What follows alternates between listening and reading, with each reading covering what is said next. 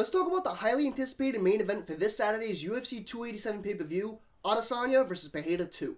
With Adesanya in this fight, right off the bat, he needs to have that mindset of kill or be killed, because going up against a dangerous guy like Pereira, he can't afford to play that pitter-patter game.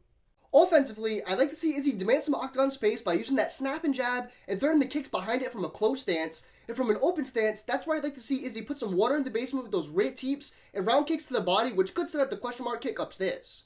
A few things I'd like to see Izzy do is A, keep Pereira's left hand occupied, whether it's hand checking, slapping at it, or kicking his arm, and B, shooting a little more in the open space, or at least feinting the level changes more to keep Pereira honest, break up the tempo, and cover ground.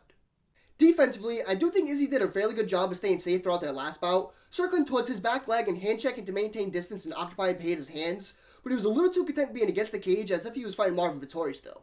So I'd like to see Izzy clean up some of his defensive ringcraft and creating his own exits, opposed to getting back straight up and Alex giving him one way out. With Alex Pereira, with him winning all 3 fights, you're probably going to ask yourself, what does he really have to change or improve on? And even though for my money there's only a few slight things, those small things could loom large and create different impact if implemented correctly. In natural Alex Pereira form, and just like in their last fight, I think Alex is going to try to close off as much octagon space as possible, using his fantastic footwork, his body and calf kicks, and his cutoff hooks to keep Izzy in a box to negate a lot of Adesanya's best weapons.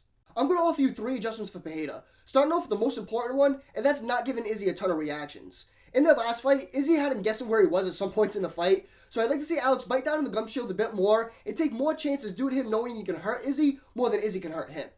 Another important slight adjustment is I'd like to see him dictating more with his power jab, sticking it right on Izzy's chest to back him up and set up his other power attacks. And for the last adjustment, I think we're going to see Pereira utilize more clinch work.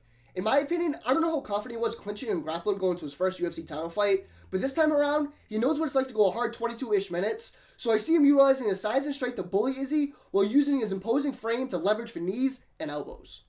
Overall, this fight will never get easy to break down. I mean, unless Pereira wins, but I feel like it might very well come down to whoever can make it more of an MMA match opposed to a strict kickboxing match. But with that said, I'm going to be taking Adesanya. Let me know who you guys are taking in the comments below.